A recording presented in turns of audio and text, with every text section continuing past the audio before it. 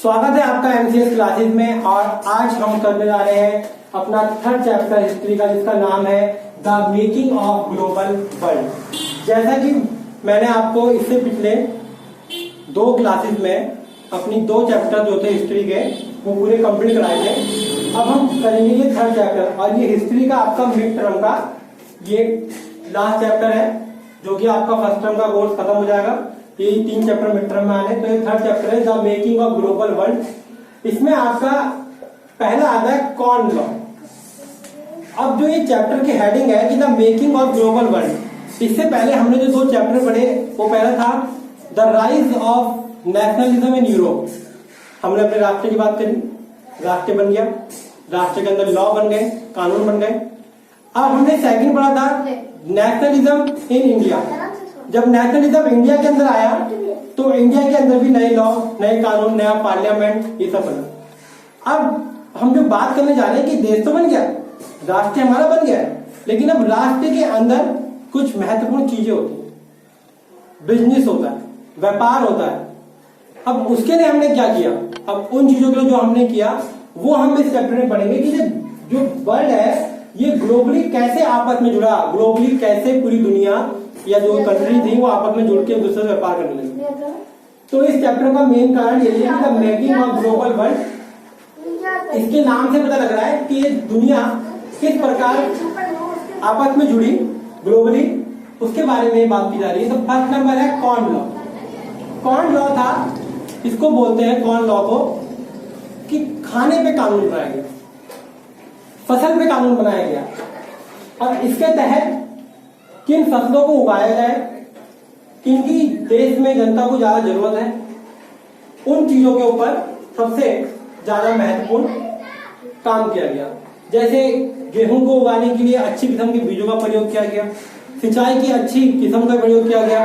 इन सब चीजों के आधार पर हम इस कॉर्न लॉ को देखते हैं। नेक्स्ट में आया रेफ्रिजरेटेड शिप। जो रेफ्रिजरेटेड शिप थी, इसका मतलब ये होता है कि ऐसे जहाज बनाना, पानी वाले, ऐसे पानी के जहाज बनाना जिसके द्वारा दूर दूर देशों तक जो खराब होने वाली चीजें हैं उन चीजों को पहुंचाया जा सके। जैसे कि हम लोग मान लो खाने की चीजें हैं, तो चीजें खराब हो जाएंगी बहुत जल्दी, तो इतने बड़े बड़े रेफ्रिजरेटेड शिप बनाए गए जिनके अंदर खाने के टेम्परेचर को बनाए रखने वाले फ्रिज थे। यानी वो जहाज को इस प्रकार बनाया गया कि उन जहाज के अंदर, उन शिप्स के अंदर टेम्परेचर मेंटेन रहता था। उसे बोलते थे रेफ्रिजरेटेड शिप्स।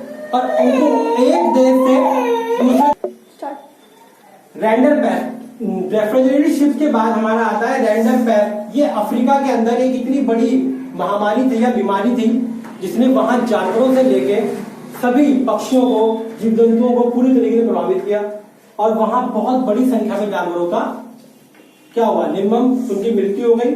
और जिससे क्या हुआ, वहां का जो जनजीवन था, वहां का जो इकोसिस्टम था वो पूरी तरीके से हिल गया। नेक्स्ट बात करते हैं न्यू, यानी कि न्यू इंटरनेशनल इकोनॉमिक ऑर्डर।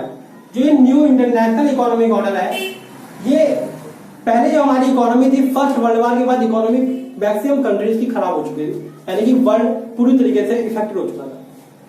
तो जो न्यू इकोनॉमिक ऑर्डर बना, इंटरनेशनल ऑर्डर बना, इसमें क्या था, इसमें यह था कि हम मैक्सिमम कंट्रीज को आपस में जोड़ चुके थे व्यापार के लिए, यानी कि ट्रेड करने के लिए।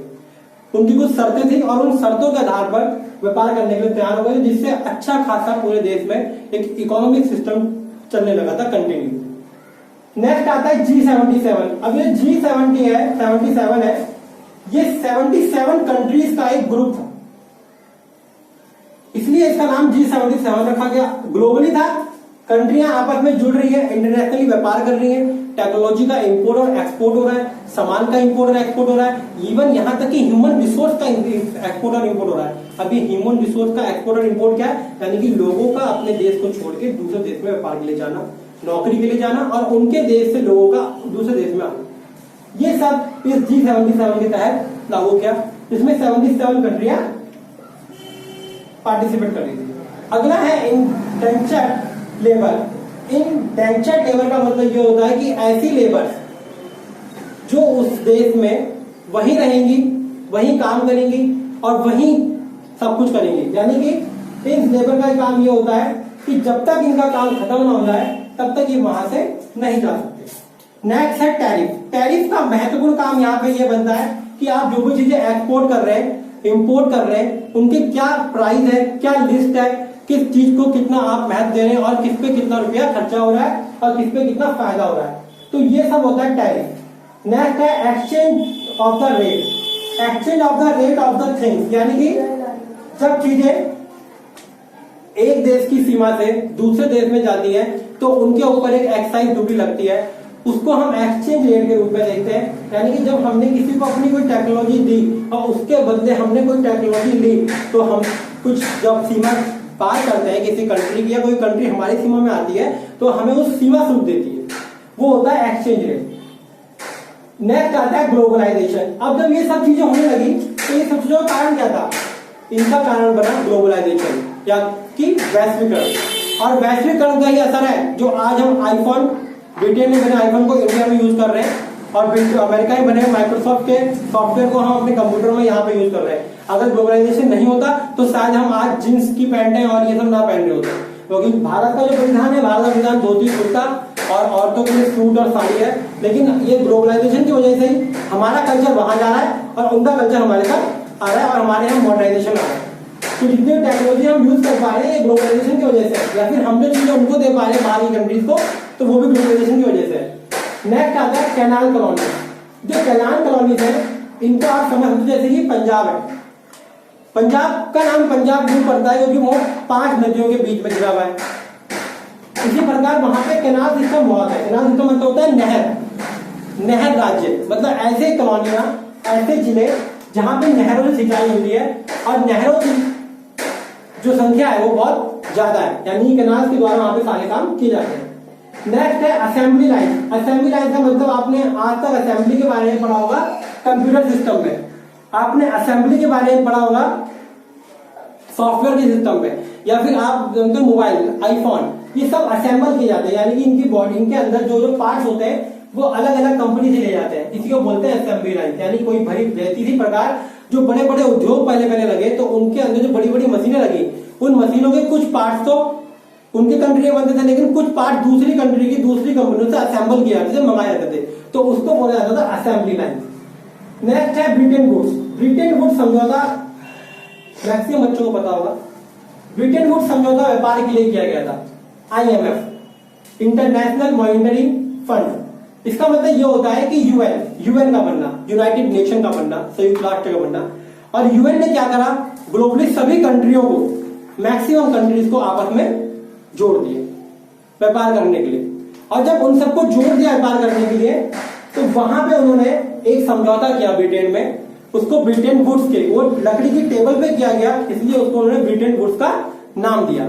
और इस समझौते के तहत एक ही कारण था होना कि विश्व के सभी देशों को आपस में जोड़ रखना। Trade surplus. ट्रेड सरप्लस क्या मतलब क्या होता है कि जब एक्सपोर्ट की वैल्यू ज्यादा हो जाए और इंपोर्ट की वैल्यू एक्सपोर्ट की वैल्यू से कम। एक्सपोर्ट का ज्यादा होना, एक्सपोर्ट का बढ़ना और इंपोर्ट का उतना ही रहना ट्रेड सरप्लस कहलाता है। जितना ज्यादा हम बाहर चीजें बेचेंगे इसका मतलब ये होगा कि हमारे पास उस चीजों का बहुत अधिक मात्रा में उत्पादन हो रहा है, और जब उन चीजों का हमारे यहाँ बहुत अधिक मात्रा में उत्पादन हो रहा है तो सिंपल सा लॉजिक है कि हमारे पास अधिक से अधिक पैसा आ रहा है, यानी हमारी इकोनॉमी ज्यादा बढ़ रही है, विकसित हो रही है। तो इसे बोलते हैं ट्रेड सरप्लस, कि जब एक्सपोर्ट करना हम लोग ज्यादा कर दें इंपोर्ट करने की तुलना में। नेक्स्ट है सेकेंड वर्ल्ड वॉर।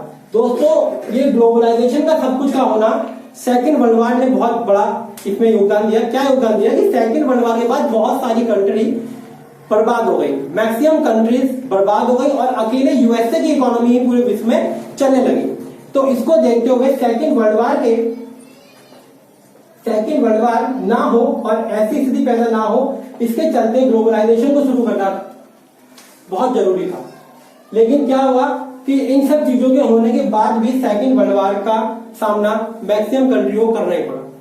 तो इसलिए जो सेकेंड वर्ल्ड वॉर है उसका ग्लोबलाइजेशन को लेके एक बहुत बड़ा घटनाक्रम है, जिससे ग्लोबलाइजेशन उभर के सामने आता है कि जब सेकेंड वर्ल्ड वॉर हो गया उसके बाद जो विश्व ने हानि झेली बड़ी बड़ी कंट्रियों का जो सर्वनाश हुआ, उनके वहां लोगों की जो मृत्यु हुई, उसके बाद से अब विश्व के सभी देशों ने सबको आपस में जोड़ना शुरू कर दिया ताकि आगे कोई युद्ध ना हो, थर्ड वर्ल्ड वार ना हो। लेकिन बात यहीं पे नहीं रुकती, बात यहाँ पे शुरू होती है कि जब सेकेंड वर्ल्ड वार के बाद जो नुकसान हुआ उसको अभी तक वर्ल्ड पूरी तरीके से उसकी भरपाई नहीं कर पा रहा है। तो दोस्तों ये था आपकी हिस्ट्री का थर्ड चैप्टर, जो कि आपको हमने यहाँ पे पूरा समझा दिया है। और जितने भी इसके क्वेश्चन हैं, जो भी इससे रिलेटेड क्वेश्चन बनेंगे, वो आपको हमारे इंस्टाग्राम पेज पे मिलेंगे, जिसका लिंक हमने यहाँ डिस्क्रिप्शन में डाल दिया है। Thank you.